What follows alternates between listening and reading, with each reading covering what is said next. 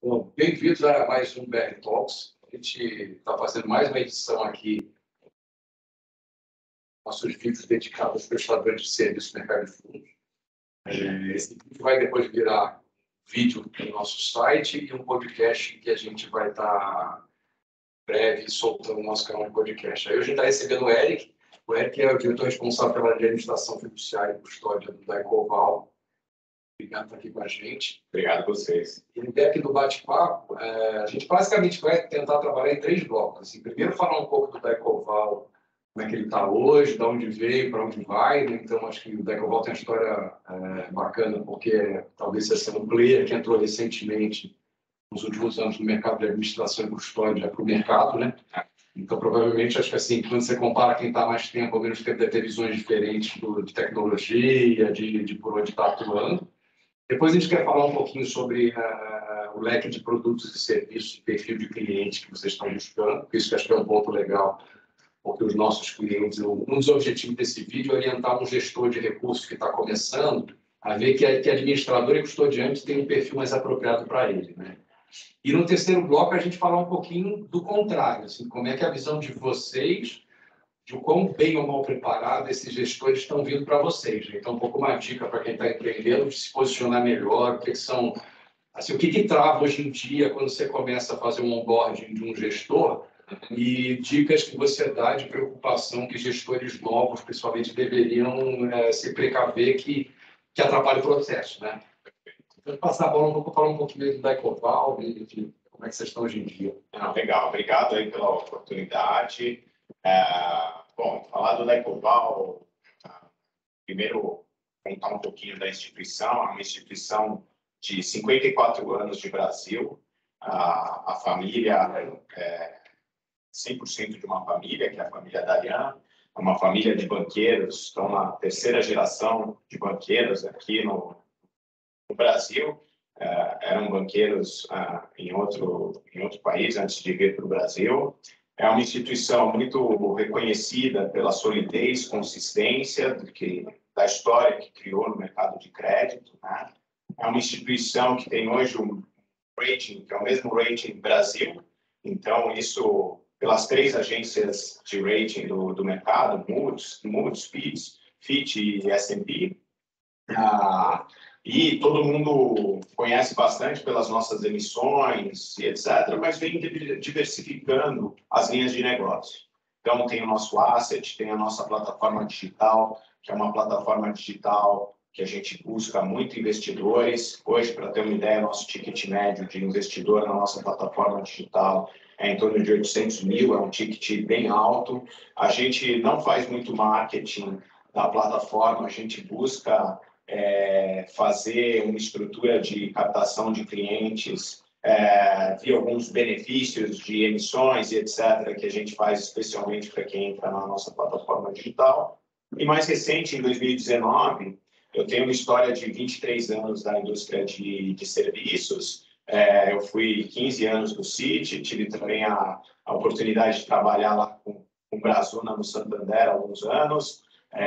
Fui diretor no Citi, no Santander também, e aí fui convidado aí pela família para tocar essa nova iniciativa deles. Eles sempre viram que esse era uma infraestrutura extremamente importante, ela tinha uma capacidade de cross-sell com outras linhas do banco muito importante, em câmbio, em hedge, em outras, até mesmo em alavancagem de empresas e etc., que venham a ser investidas nos fundos, e o relacionamento com as assets em si. Então, tudo isso motivou eles a darem esse movimento do mercado, de entrada no mercado de serviço. Fui convidado em 2019, naquela época o banco só fazia esse serviço para a sua própria asset, tinha em torno de 6 bi e mais ou menos 50 fundos.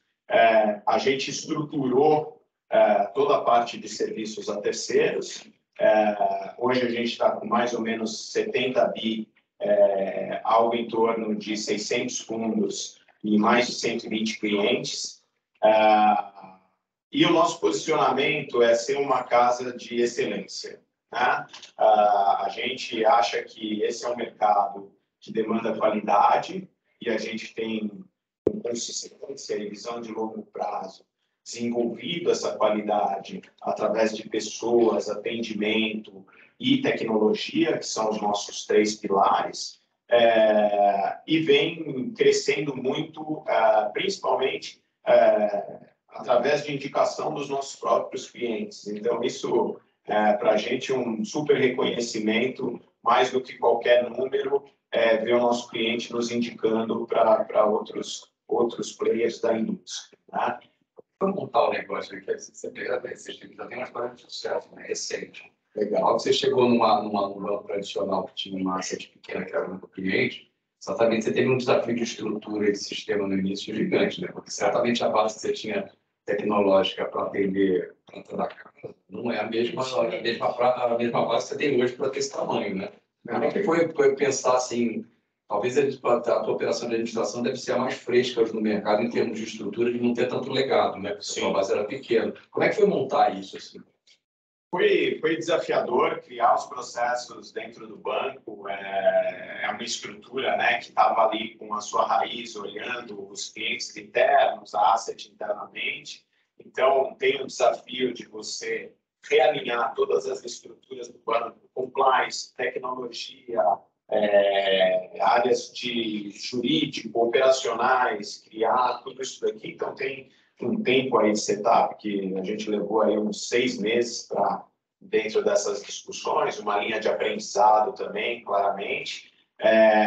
Mas, ao mesmo tempo, foi o que você falou, a gente não carregava um legado grande do ponto de vista de tecnologia. Então, foi muito bacana a hora que a gente pôde sentar e criar um projeto quase que do zero, com um banco que tem capacidade de investimento. E o mais interessante é que ele tem uma simplicidade na forma de fazer negócio e de tomar suas decisões, né? Então, para quem veio de instituições grandes, que pelo seu gigantismo muitas vezes é complexo nessas tomadas de decisões, foi extremamente fácil mostrar o roadmap aonde a gente queria chegar, e aí, junto com tecnologia e os próprios diretores lá, executivos, né, da família, tomar a decisão de criar esse projeto.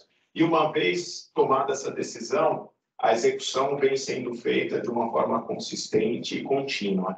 A gente fez um investimento muito grande em tecnologia, até estava contando aqui, hoje a gente tem um squad dentro do nosso principal provedor de tecnologia, que são funcionários do provedor, mas dedicado ao Daycoval, para um roadmap do Daycoval. Então, isso criou uma agilidade para a gente de caminhar em eficiência, melhoria de processo, em algumas tutorizações de cliente, de uma forma ágil e constante. Para ter uma ideia, a cada 15 dias eu tenho um release novo de tecnologia, com novas funcionalidades, com ajustes que a gente tem nas mudanças de sistema. Então, isso vem criando uma dinâmica de evolução constante. A gente estava falando, né, que no final, gestores mais antigos lidam com administradores, sabe que é um problema a questão da tecnologia, principalmente lidar com o legado. Né? Porque, no final, você precisa ficar ajustando. Eu estou entendendo que vocês se beneficiaram nesse sentido de começar do zero e falar, agora eu vou fazer um sistema que de fato já esteja adequado e alinhado com o que vocês têm de objetivo. Em geral, o que acontece muito é você pegar todas as operações de administração fiduciária de bancos grandes, se eles começaram mais atrás ou agora, elas sempre começaram daquele negócio de falar assim, olha, vamos começar a oferecer serviço para os outros e o meu primeiro cliente vai ser a asset do banco, né? Ou a tesouraria do banco. E a hora que você pega, aí você pega esse legado de sistema, mas não só de sistema, mas de hábitos e costumes, né? A gestora ou a tesouraria cria as coisas daquele jeitinho, como é o primeiro cliente, é um cliente grande, você acaba meio que pagando caro para comprar a operação de administração para você fazer, contando já ter uma escalabilidade e oferecer para os outros, mas aí você pega ali um Chevette 78, Então, assim, para vocês tiveram a flexibilidade de, como a gestora era relativamente pequena, de talvez ser mais aceitável e falar, olha, não vai dá para mim o que vocês fazem hoje, vão mudar tudo e vai ser de outro jeito. Né? Assim, o que vocês viram assim, de coisa que você viu em outros lugares que você trabalhou? Para assim, pô, esses pepinos que eu tinha lá com essa história de legado, aqui eu não quero ter. Assim, quero ter uma coisa que destaca, que fala assim, não, isso aqui eu quero começar fazendo diferente porque eu fiz a minha vida inteira de outro jeito e vou tentar uma solução. Você vê algo em particular, assim, do fundo de um administrador? Eu acho que, na maioria das vezes, o usuário, ele acaba, e até por uma questão de negócio, tendo um monte de puxadinho no dia a dia dele. Então, a gente é compulsivo por não ter planilhas, não ter puxadinho na nossa operação. A gente quer que tenha uma esteira, e essa esteira, logicamente, que a gente tem alguns processos que a gente pode ter adaptação, customização para o cliente, mas ele tem que estar na esteira.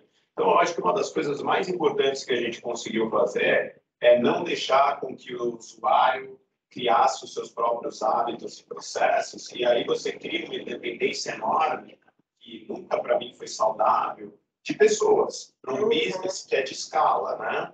Então, isso para a gente foi algo que a gente, desde o primeiro dia que eu sentei ali, a gente olhou e falou, gente, não podemos ter puxadinho.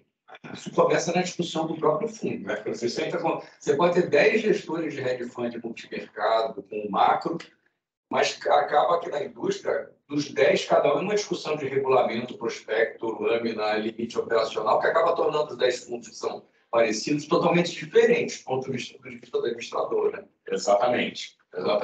A gente estandarizou nossos modelos de regulamento, até contando um pouquinho aí dos nossos serviços. Né? Primeiro ponto, a gente hoje é uma casa que a gente diz aí one-stop shop. A gente presta serviço para todos os tipos de fundos e estruturas, para asset manager, investidor estrangeiro, family offices, todo tipo de asset manager. Então, hoje a gente tem, basicamente, desses 600 fundos que a gente atua, a gente tem metade deles são fundos líquidos, que estão em mais de 36 plataformas. A gente fez questão de se integrar com as plataformas diretamente. O gestor não está no meio dessa comunicação. A gente está em grandes plataformas hoje de distribuição, em menores. Todas elas a gente criou um Master Agreement, então plugar um novo fundo é algo extremamente simples, 2 páginas e a gente consegue plugar. Hoje a gente já calcula rebate para todos os nossos clientes de todas as plataformas diariamente, então o nosso cliente vê o management fee dele separado. Tem fundos que investem no exterior, a gente tem conexão com algumas casas no exterior e fácil de se conectar com outras casas também. Ativos que oferece outra alternativa de operar fora.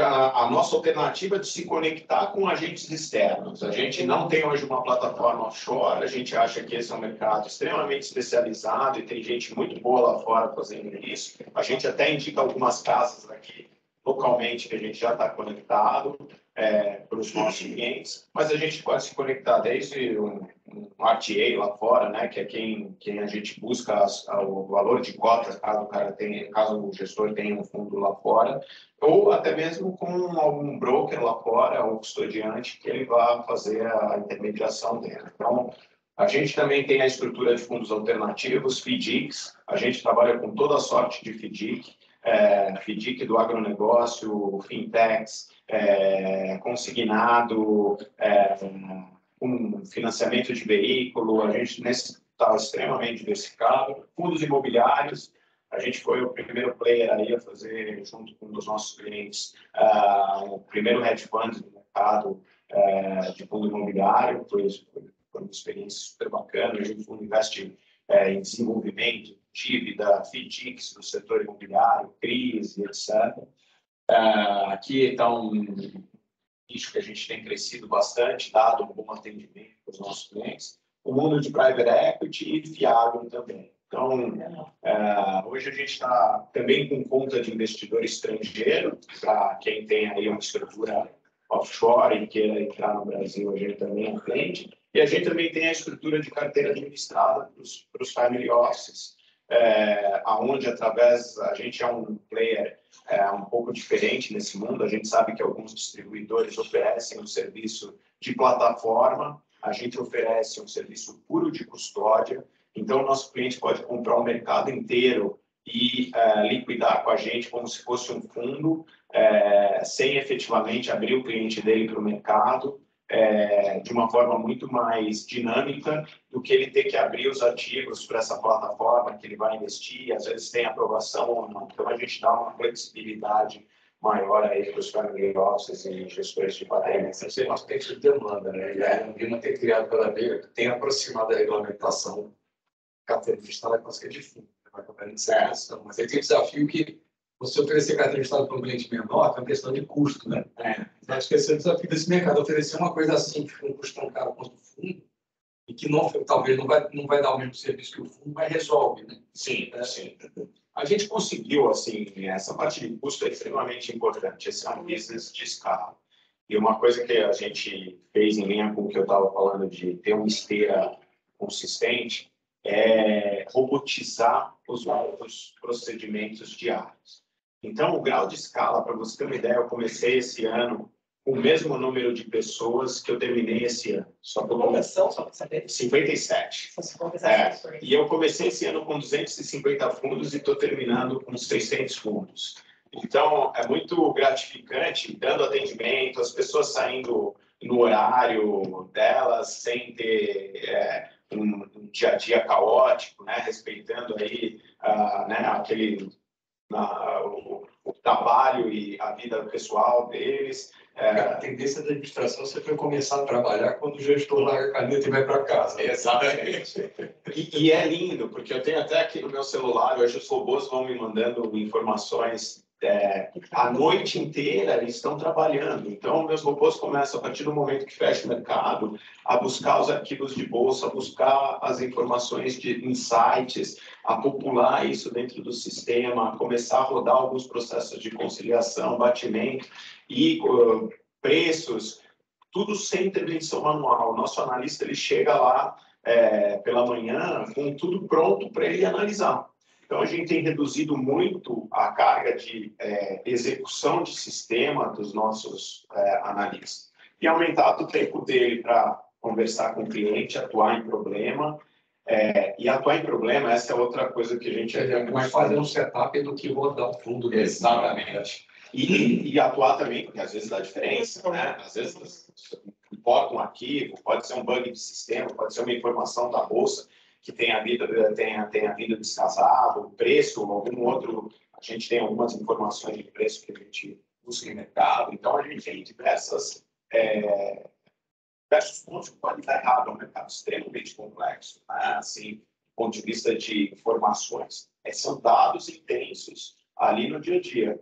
Então, a pessoa precisa estar disponível para analisar. E mais do que analisar, não é só ir lá e corrigir aquele problema que deu, é corrigir aonde veio a causa raiz. E muitas vezes, essas áreas elas não têm essa oportunidade de tempo, porque é aquela dinâmica, eu preciso soltar, eu preciso ter velocidade, e ela não tem essa dinâmica no dia a dia dela. Porque a mesma pessoa que executa é a que precisaria corrigir, mas executaria assim, como o processo tradicional que é meio eficiente, que tem muita manualidade, puxadinho, os puxadinhos vão sendo feitos para resolver o problema, né? Sim. E aí, então, talvez assim, um processo tradicional, talvez ele dá menos erro, dá erros menores, né?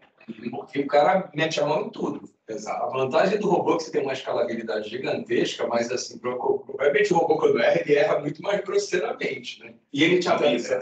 O mais bonito é que ele fala, eu errei. Eu errei, ele dá um sinal. Então, talvez tem problema assim, o cliente talvez goste menos disso, que quando erra feio, né? Mas é mais eficiente, né? Sim, sim. E ele tem dado uma escala para a gente muito, muito... Hoje, para você ter uma ideia, são mais de 270 robôs, para ser bem exato, 278 robôs atuando no dia a dia. Então, assim, só no meu turno noturno, a gente fez um cálculo, seriam 14 pessoas atuando no meu turno noturno. Hoje eu tenho na verdade, eu tenho uma pessoa que ela analisa os robôs e se tem algum dos robôs críticos, ela aciona alguma das nossas pessoas que estão... Então, basicamente, é uma pessoa que analisa todos os robôs do banco à noite e ela só tem a função de acionar meu time caso algum dos processos que a gente chama de processo-chave, que compromete a esteira, caso ocorra aí. Para mim, é informativo, né? Provavelmente o perfil funcionário que você tem é diferente do perfil tradicional de administração e custódia, que está mais acostumado a botar a mão na massa. Sim. E o teu está mais fazendo setup, né? Assim, você tiver um desafio de formar, de montar, de botar gente nova. A gente está num processo constante, até a gente fez uma coisa no banco bem bacana, duas. Uma foi dar um treinamento. Eu falo que as pessoas desse business, elas têm uma gama e uma diversidade de assuntos, assim, que é ao mesmo tempo fabuloso na formação de um profissional, mas extremamente desafiador. Ela lida com tecnologia, processo, regulamentação, tributação, pricing de diferentes tipos de estratégias, né, de gestores, as mais diversas possíveis. Então, assim, é extremamente... Se vocês atendem todos os produtos, aí é mais complexidade, né, que você adiciona. Como pedir para um profissional que sai de uma faculdade excepcional, tenha todo esse know-how, muito difícil. Então, a gente fez um curso junto com uma escola que faz cursos em house, assim, e para todos os nossos profissionais, atuando em cada uma dessas áreas bem específicas, tributação, cada um dos produtos, enquadramento, questões regulatórias, mas um negócio mais macro, né? Porque uma coisa que eu sempre vi nas operações de administração é que é tudo meio gente que faz, o cara está acostumado a fazer a rotina dele, e ele faz um pedaço, e, em geral, o cara que trabalha em administração e custódia, ele sabe muito pouco sobre o produto. Ele nunca leu a regulamentação de fundo, nunca leu como é que é a tributação. Então, é uma coisa engraçada. Ele faz um pedacinho do carro ali, mas ele não sabe como é que o carro funciona. Não sabe e aí não tem a noção do impacto daquilo que ele está fazendo nos outros. Aí, quando ele faz uma coisa errada, ele não sabe que está errada.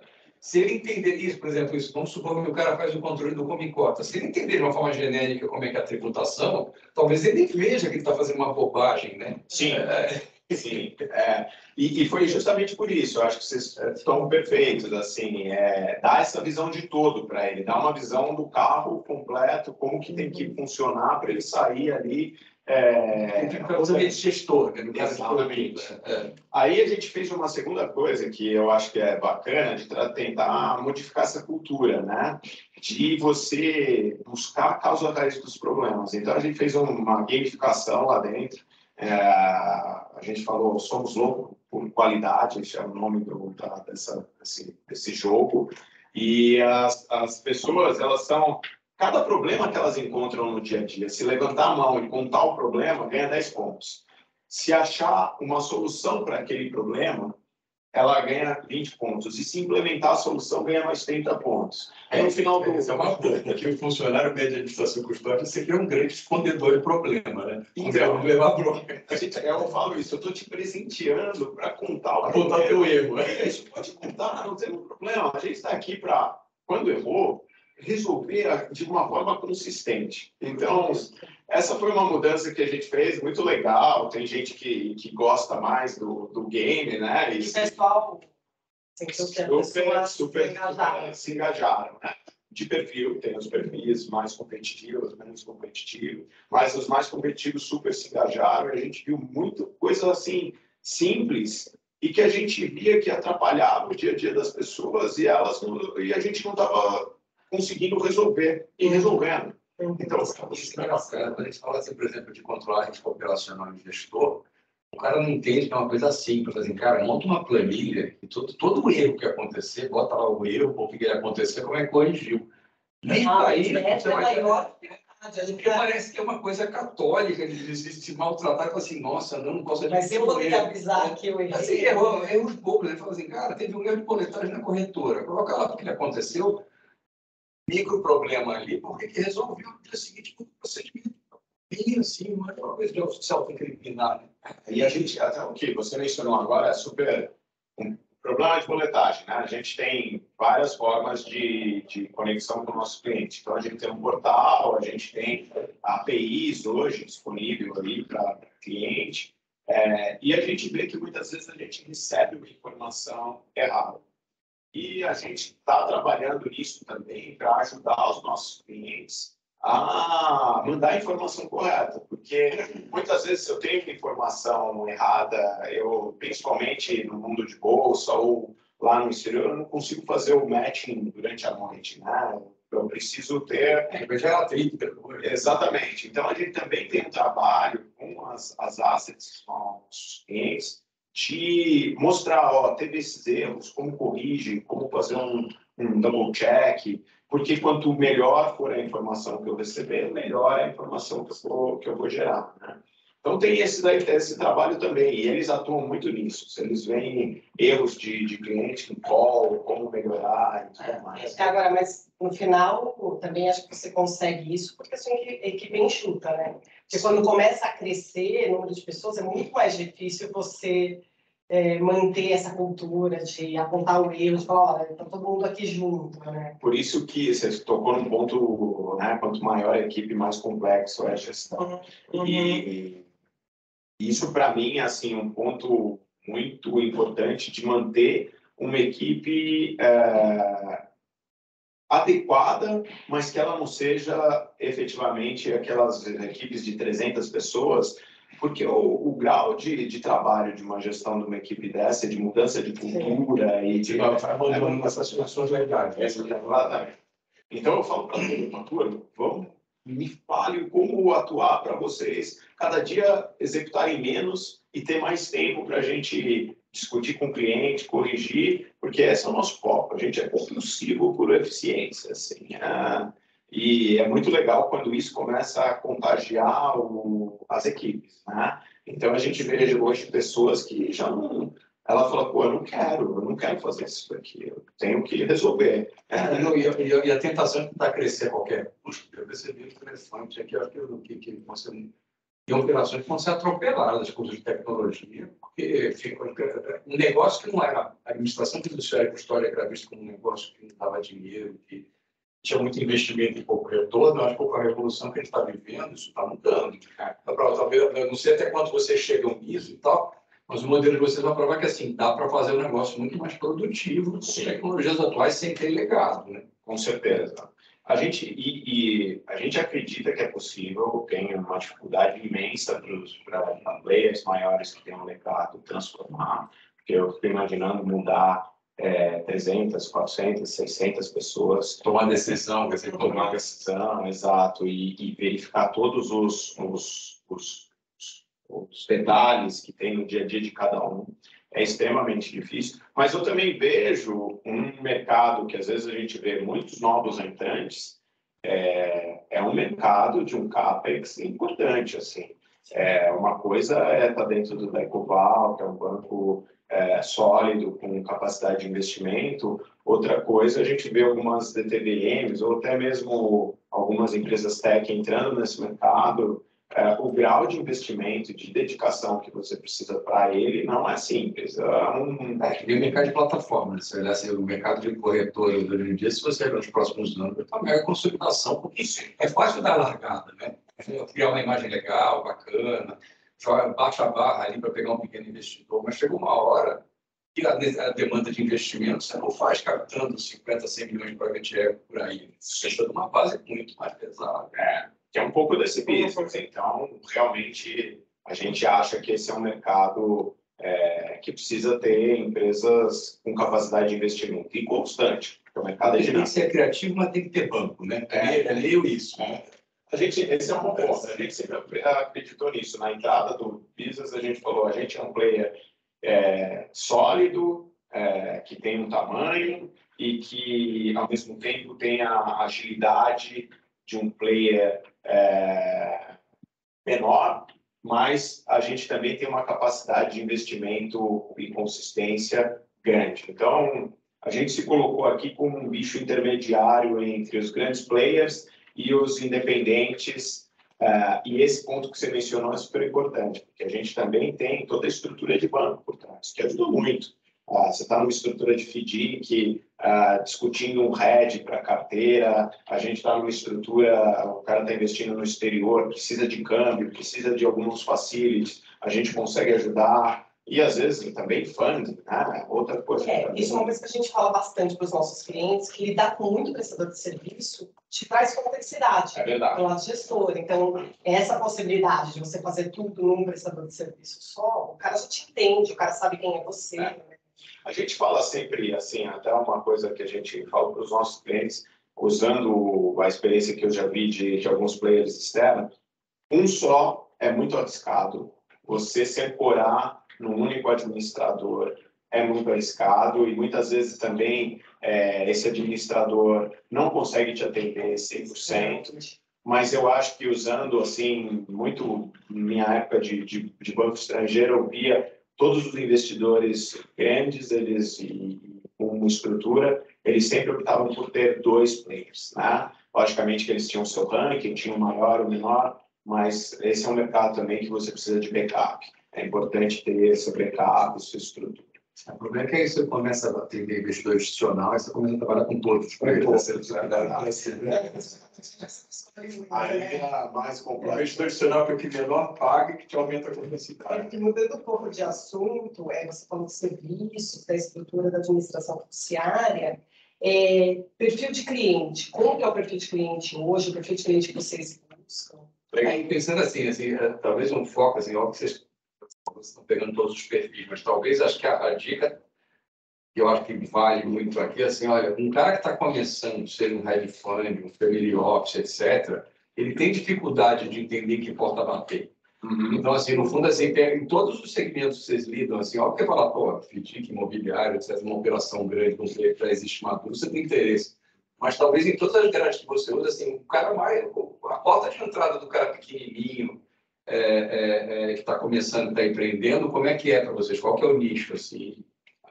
Primeira coisa que a gente olha no cliente é realmente time, porque eu falo que esse é um business que é quase uma joint venture. Né? Na verdade, você está... uma parceria, porque você tem um risco, né? Tipo, quando você trabalha junto com uma asset, os dois precisam estar alinhados no seu propósito de fazer as coisas corretas, da forma mais transparente e corrigir os potenciais problemas de dia a dia de uma forma prudente e consistente. Então, para a gente é muito importante ter essa consistência e alinhamento de perfil. É o primeiro passo. Então, conhecer as pessoas que estão do outro lado, seu histórico, tudo mais. A gente atende todo tipo de casa, como vocês mencionaram, gestores de patrimônio, do grande ao pequeno. Como a gente tem essa escala, a gente não tem ticket mínimo, tem muito cliente pequeno que quer iniciar.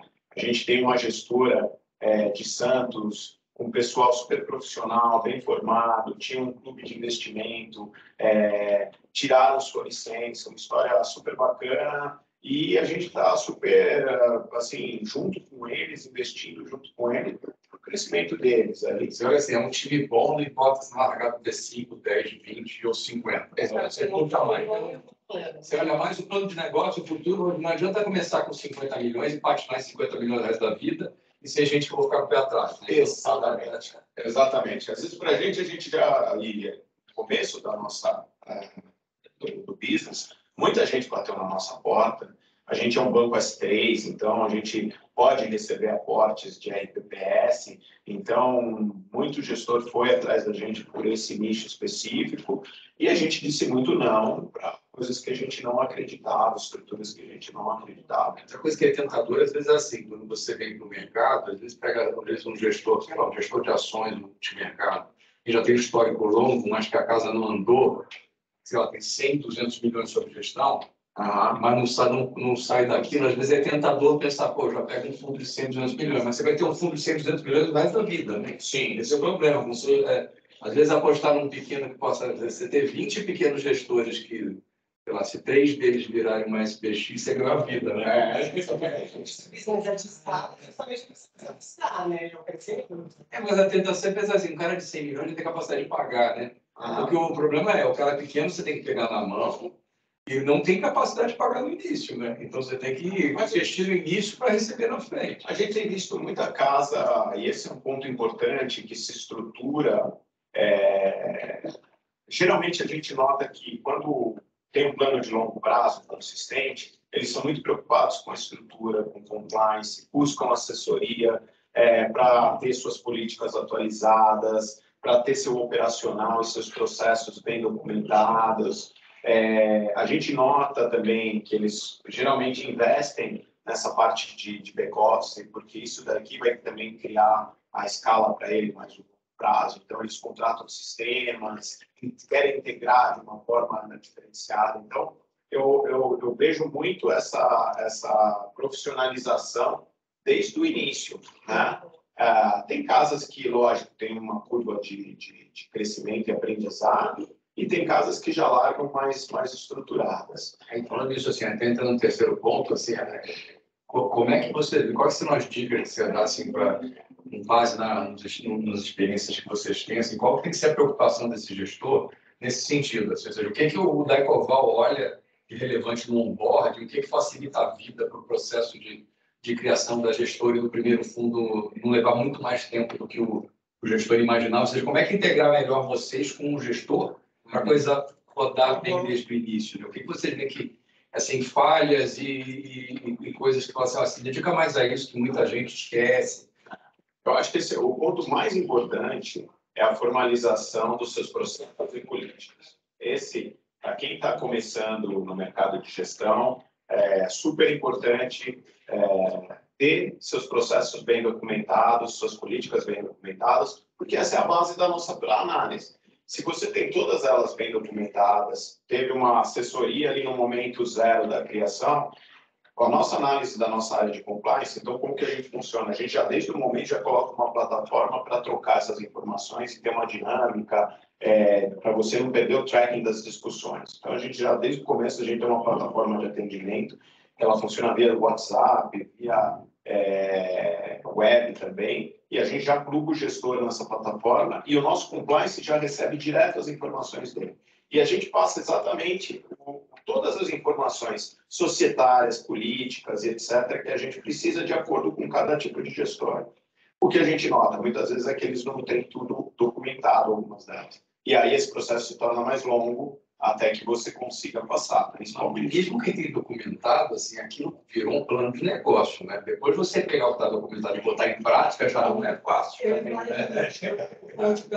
Se não está documentado, pior ainda. O Eric colocou bem, ele falou assim, a política e processo, né? Quando a gente ajuda um gestor a se credenciar, a gente tem aqui nosso pacote de políticas, que a gente garante que está adequado àquilo que ele precisa como estrutura.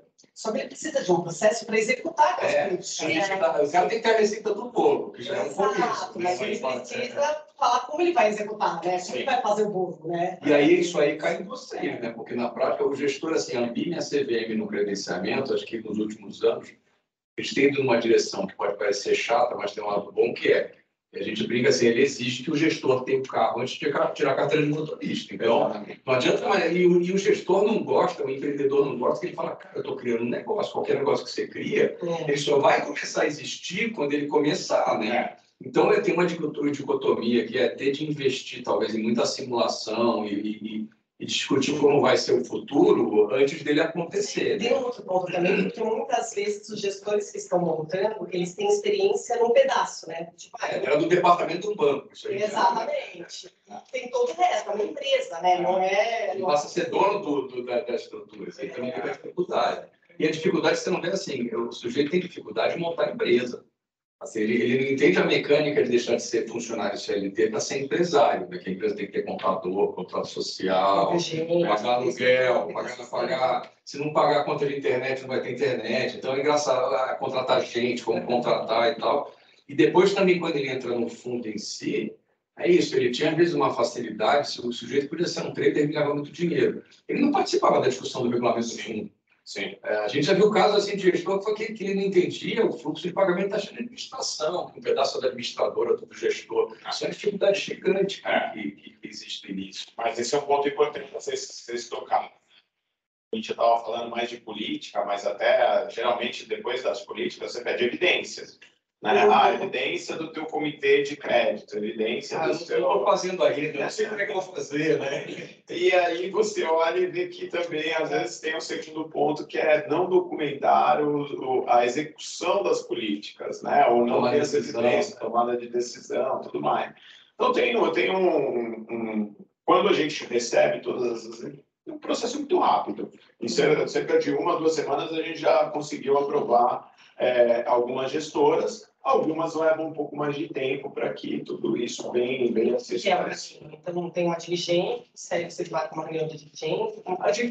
Hoje a gente tem, né? Vídeo facilitou muito a vida, então a gente tem feito. Saiu lá a credencial do cara na CVM na Bíblia. Ele fala, aí, vamos começar a botar o fundo de pé. Exatamente. Aí a gente pluga essa plataforma, entende o que ele é, né? Que tipo de gestor, que tipo de produto, pede essas políticas, vai para o nosso compliance faz um review, pede algumas informações adicionais, ou esclarece, ou pede evidências.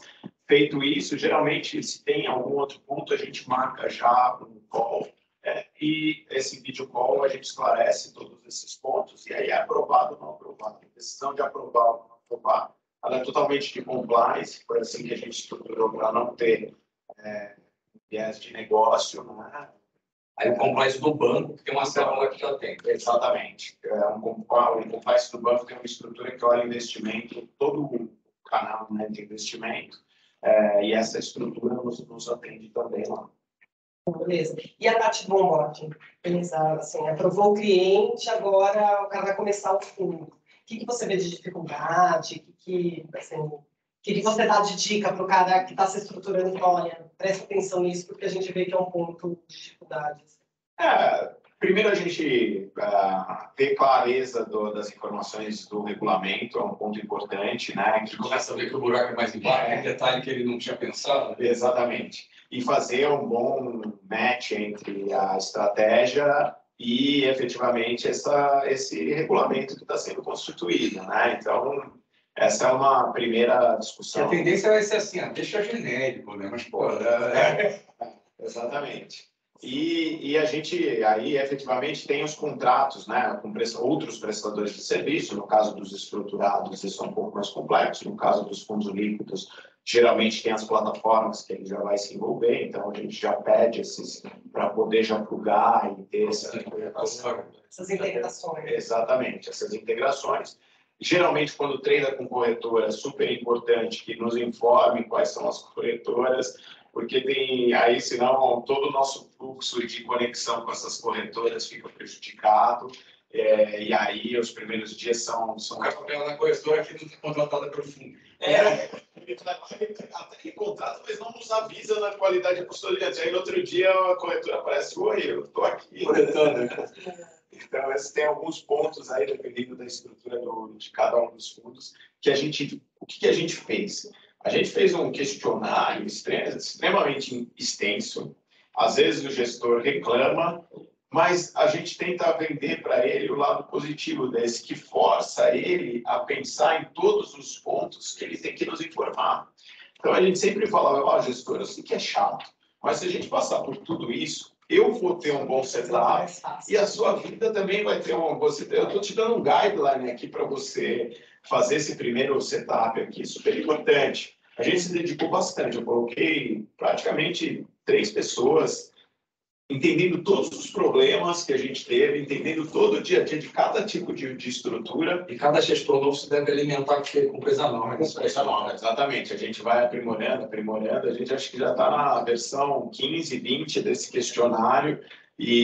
Mas é super, super importante, porque ali a gente já guia tanto o gestor como o nosso próprio operacional de todas essas coisas que acho que o administrador vai acabar fazendo, que no fundo, assim, até esse bate-papo um pouco que a gente faz com o nosso cliente. Eu acho que os administradores vão começar a ter meio portais de prestadores de serviço, né? Porque tem coisa que o cliente já traz a solução, mas tem coisa que ele te pergunta como solucionar, né? E aí você acaba virando um grande indicador de outros, né? Às vezes até a corretora, né? Tem casos que a gestor fala assim, cara, não sei corretor operar, ou quando você vai para um fundo estruturado, às vezes o cara é mais inexperiente, precisa saber lá quem é melhor para fazer determinado serviço de imobiliário, seja advogado a consultor especializado. Sim. A gente sim, tem uma postura muito de vamos entender o que eles precisam, vamos tentar junto resolver. Né? Dizer não é fácil, mas dizer não também... O cara acaba de pedir indicação, né? Exatamente. Se é algo que a gente consegue auxiliar, a gente auxilia. Se é algo que às vezes a gente vê que tem provedores ou que tem que a gente teve boa experiência em outras estruturas, a gente fala, até mesmo você não topa, né? Esse aqui não adianta, esse fundo aqui com esse cara eu não faço. É o whitelist e blacklist. Não, e eu acho que os gestores, no final das contas, eles contam muito com o administrador. Sim. Sim, muito embora a regulamentação esteja evoluindo para separar quais são os papéis, mas ainda tem a figura do administrador como uma figura confiável. Então, o gestor confia no administrador e vai falar, olha, é muito comum fazer o regulamento, bom, se o administrador topar, então significa que o regulamento está certo. A outra postura também, tem muito administrador que acho que não vai cruzar com essa parte jurídica, de compliance, etc., e quando aparece um problema, uma deficiência, ou uma coisa que o administrador acha que o gestor tem que fazer melhor, parece que é quase um pecado o administrador ajudar o gestor a buscar a solução, né? Às vezes o compliance do administrador fala assim, não, como eu tenho a função de vigiar o gestor, porque eu sou o guardião aqui do fundo, eu não posso ajudar o cara a resolver o problema, para eu botar certo tem que ser imparcial. Isso é uma visão que às vezes a gente vê no mercado, até no momento do onboarding, fez algum disso com um gestor e tinha deficiências ali, o administrador quase não fala por que ele procurou ele, né? E ele fala assim, não, peraí, ó, se você melhorar esses pontos aqui, eu te topo como cliente. Tem casa que não, que parece que o cara tomou uma bola preta e não sabe por quê, né? É uma coisa de negócio. Não é o nosso perfil. A gente, quando tem algum ponto de melhoria, às vezes, lógico, se é um ponto crítico, fala, olha, melhora esse ponto e a gente te aprova. Se é um ponto que a gente fala é de melhoria, mas é aceitável, a gente fala, ó, daqui 3 meses, me comprovem que você fez. E o que a gente acha, até eu acho que é uma evolução das próprias áreas de suporte, né? Essa figura de vigia, né? Que é quase ali uma polícia ali, né? Uma coisa mais não funciona, né? Você tem que ter uma figura de parceiro, até mesmo com as áreas internas de compliance, etc. Tem se transformado nessa coisa de estar junto e você ter a postura de levantar a mão de qualquer desvio e falar, ó, tá aqui um desvio, vamos controlar e arrumar isso daqui junto, né? Então, eu acho que esse é um processo que eu acho que é um amadurecimento das instituições e do próprio mercado. O cliente internamente. Internamente, eu também vejo assim. A gente vê que tem muita gente que, no final das contas, não tem má intenção, né? E muitas vezes não tem educação só, né? Tipo, olha, isso Me ajuda a me ajudar, eu quero fazer direitinho. E tem, às vezes, discussões extremamente complexas do mercado, entre a norma e efetivamente o que está falando enquadramento, poxa, até no aprendizado, né? E a graça é que a gente tem no mercado uma postura muito boa da CVM nisso, que a CVM é muito aberta a coisas que ou mudar as suas visões, ou falar, não, isso aqui realmente não está muito claro na norma, vamos discutir o melhor caminho. Vamos que vamos, isso tem sido positivo. Eu também acho que a CVM tem amadurecido muito essa forma de educar o MIMA também, feito alguns movimentos de melhoria do mercado, de não só penalizar, né? É um mercado extremamente complexo, não adianta a gente achar que todo mundo está querendo fazer errado, né? A norma, muitas vezes, também não é extremamente clara, e você ali querendo... Lógico, eu acho que quando você vê algum tipo de desvio de conduta, negligência e efetivamente alguma coisa dolosa ali, né, no mercado, tem que ser punido. Né? Isso está falando muito mais assim, o gestor é um cara muito focado no business e às vezes ele tem deficiências porque é muito focado no business, né? Sim. Muito mais nesse sentido, né? E às vezes ele monta uma estratégia que ele entendeu que o enquadramento era correto e às vezes a gente tem uma outra visão que ele também não pensou e tem que ter um consenso, tem que ter uma discussão. Eu acho que isso é natural, isso o mercado não é um mercado simples. Não, e quem tem muita experiência tem sempre dúvida. Sim. E pensando no futuro, como é que você vê o mercado de agora em diante com a perspectiva da nova norma? O que você acha que a nova norma, porque ela pode transformar o mercado e, tirando a nova norma, o que você vê de tendência, perspectiva? Eu acho que a nova norma vai trazer um equilíbrio, né, de responsabilidades aí, gestor e administrador, uma clareza. Nosso mercado ele começou às avessas, né? Se você olhar a indústria lá fora de asset management, o asset manager sempre foi o sponsor do fundo. Aqui no Brasil, o administrador era o sponsor do fundo. Eu acho que isso está havendo um amadurecimento, uma correção muito prudente, assim, porque eu acho que a gente tem também, hoje, quando a gente olha para a nossa indústria visando fora, eu acho que ela tem uma barra muito mais alta de controle, porque ela tem duas instituições se fiscalizando ali, mas tinha que ter esse equilíbrio. Eu acho que essa norma está trazendo esse maior equilíbrio. Acho que quando você traz mais responsabilidade, você traz necessidade de maior estrutura. E necessidade de maior estrutura significa mais custo. Então, se o Stuttgart se pagava com 10, talvez ela tenha que se pagar com 20. E às vezes você tem que ou consolidar. Então, em troca disso, talvez possa ser que no médio prazo o custo do serviço de administração e custódia pode aplicar melhor ou ter mais players, né? Tem mais players, você cria um equilíbrio, você cria novos serviços, o mercado é dinâmico. Mas com certeza eu acho que pode haver aqui a gente está com 1.000 e poucas assets no mercado, talvez, eu acho que é natural você ter todo o mercado pensado no contexto de consolidação. Do lado da indústria de serviço, acho que a gente vai ter que olhar essa nova estrutura e também decidir aqui, né, como fazer, o que fazer, né, quais outros serviços oportunidades e sinergias que a gente pode ter, mas também toda mudança traz uma necessidade de você de novo investir. Né? É curioso que assim, talvez a mudança melhore a questão da responsabilidade, mas ela que fala, pô, diminui o meu risco. Mas ela vai trazer necessidade de investimento no curto prazo, assim, pô, eu tenho um benefício aqui, mas eu tenho que botar um monte de dinheiro na frente, talvez. Exatamente, na classe de cota, etc. E outros ajustes que possam lhe trazer de equipe, de time, etc., que você tem que remodelar.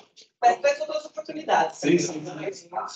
Sim, mas é curioso que, assim, como não é só a responsabilidade, mudou toda a parte da estrutura da classe de cota, etc., é meio isso, assim, pô, eu diminuo o risco do negócio no início, mas eu vou ter de gastar o dinheiro não para fazer o resto dos ajustes. Por isso, né? Exatamente. E tem algumas funções que talvez sejam migradas para as assets, que eles também vão repensar. Tem oportunidade de outsourcing aqui, que possa ser mais tangível do que no modelo atual. Eu acho que, sinceramente, assim, eu sempre falo que essa indústria sempre caminhou para frente. Eu sempre vi ela de uma forma positiva. Em alguns momentos, acho que a barra foi muito para o lado do prestador de serviço, e aí, efetivamente, quase matou o negócio. Quase matou o negócio. Até por isso que a gente viu a criação de, talvez, um monte de player que atuou nessa arbitragem de risco, que alguns grandes players não toparam, porque era quase que impossível de ter o controle que estava sendo requerido ali por algumas estruturas de produto. E agora eu acho que está cada vez mais migrando para um equilíbrio de responsabilidade, de funções, etc. Não é mais um produto você vender que se acumula, sei lá, o risco legal, o risco tributário, e isso é um serviço, né? Você tomar um monte de risco e criar estruturas ousadas como um fomento de mercado, eu acho que uma coisa está tudo passado. Né? Sim. Eu acho que não se chamava antes que não era um business, a administração não era um business de serviço, era de responsabilidade. De responsabilidade. Você pagava para liability. Né? Insurance. E os serviços também não eram adequados, né? Acho que é isso que a gente está vendo. E talvez até por isso um player mais conservador sempre olha esse mercado de uma forma ruim, fala assim, pô, o que adianta eu botar dinheiro se eu quero fazer um serviço AAA, mas com o meu nível de compliance, se tem um cara que faz um serviço pior, mas assume risco. Né? E isso, infelizmente, a gente ainda vê. A gente vê ainda muita arbitragem no mercado tributário e regulatório. Ao meu ver, extremamente danoso, porque no longo prazo, para a indústria não é boa, para o mercado não é bom, para o regulador não é bom. Eu acho que instituições que têm compromisso com o longo prazo não gostam desse tipo de situação. Logicamente que todo business tem seus riscos e um banco sabe comprar risco, né? Cada um compra o seu, etc. Mas ele não pode ser uma coisa assim que você olhe clara e notória que existe ali algo de errado e você está deixando passar. Né? Mas a questão do lado bom também, assim, no passado, sei lá, se for falar de FIP, de FIDIC, até um pedaço de imobiliário, no passado, como o investidor era conservador, Você tinha muito desse mercado que eram umas arbitragens regulatórias, tributárias, etc., e menos produto, né? Agora, com a experiência, acho que a ajuda das plataformas, com o período que o Brasil teve juros mais baixos, você tem mais produto legítimo, né? Então, assim, antigamente, talvez o cara falasse, pô, não vou entrar no mercado de FIP, porque um pedaço disso daí é tomar risco que eu não quero tomar. Para um gestor estrangeiro que não quer estar no Brasil, para um grupo empresarial que quer fazer um planejamento patrimonial sucessório usando estrutura de fundo. Isso era o mercado do ano passado. Agora não. Você tem um mercado mais de gestores de FIP, mesmo brasileiros, até o varejo comprando. Né? FDIC idem, né? Durante muito tempo, FDIC era, não, instrumento de otimização tributária de uma empresa. Né? Sim. Agora não, virou produto. Né? Esse ponto é muito legal, porque assim, eu entrei no mercado financeiro em 2000. Assim, lógico, a gente tem um ciclo de amizade ali, que você tem pessoas que não... Eu me lembro que até pouco tempo atrás era muito estranho falar de investimento. Hoje você fala de investimento em conversa no final de semana. Isso, com certeza, houve trouxe outro público. Trouxe outro público, trouxe um amadurecimento, uma cabeça de investidor diferente. Eu acho que isso traz novas classes de investimento, outras alternativas, o private equity chegar até o público geral, agora a CVM potencialmente vai liberar os FDICs também, que às vezes eu falo, poxa, você vê muitas vezes uma oferta de CRI, debenture, e que é um ativo single name, sem nenhum problema, né? Mas é um single name, a capacidade do investidor às vezes analisar o preço-benefício e o risco dele estar ali canalizado naquele ativo, e uma estrutura de FDIC que muitas vezes é pulverizada e tem um gestor ali, tem toda uma estrutura de esse veículo não estava chegando até o investidor e esses outros ativos estavam chegando até o investidor final. Essa é uma discussão, no final das contas, que o mercado de fundos sempre reclamou, né? Porque, poxa, eu tenho que preencher 1000 documentos aqui para entrar num fundo, sei lá, um fundo bastante robusto, e do outro lado eu consigo entrar num COI com um botão, né? Você tá de botão, entra no COI, você não sabe o que tem dentro, você nem sabe o que é o produto. Estratégias extremamente sofisticadas.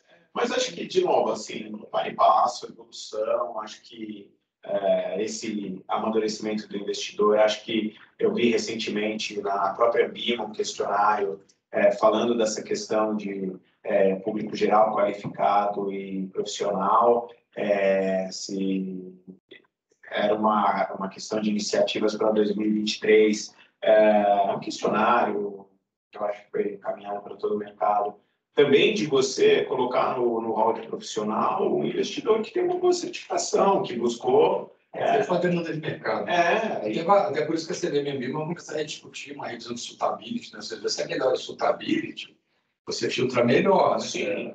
E, poxa, se você está falando com um investidor do outro lado, que apesar de ele não ter 10 milhões, mas ele tem CGA, CFA, outras certificações aí, poxa, CFP, o cara tem uma boa formação, ele pode ter uma alocação um pouco mais complexa. Né? Eu acho que é um caminho aí e até incentiva do outro lado a educação, que é e às vezes investidores com milhões que não têm o mesmo grau de entendimento, né?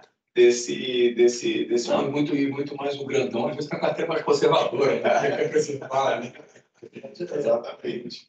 Mas é isso. Maravilha. Pô, acho que até explorando um pouco o nosso tema, pô, obrigado pela conversa. Acho que essa vai ser a primeira de várias, né? Mas é legal parar um pouco para sentar, mostrar um pouco para o nosso cliente, o nosso potencial cliente, um pouco a cara das alternativas que tem no mercado diferente. Então, acho que esse tem sido bacana desses bate-papos, ele mostrar as pessoas que estão por trás desse negócio, qual é a visão institucional disso, como é que elas vão no mercado. Provavelmente a gente vai, do jeito que o nosso mercado muda, acho que daqui a um ano a gente refaz essa conversa e provavelmente as ideias serão outras. À disposição, agradeço vocês pela oportunidade e falar para quem estiver ouvindo, em caso de dúvida, a gente pode nos procurar lá, estamos forte nessa indústria, crescendo de uma forma sólida e à disposição. Sucesso. Perfeito. Obrigado. Vocês também.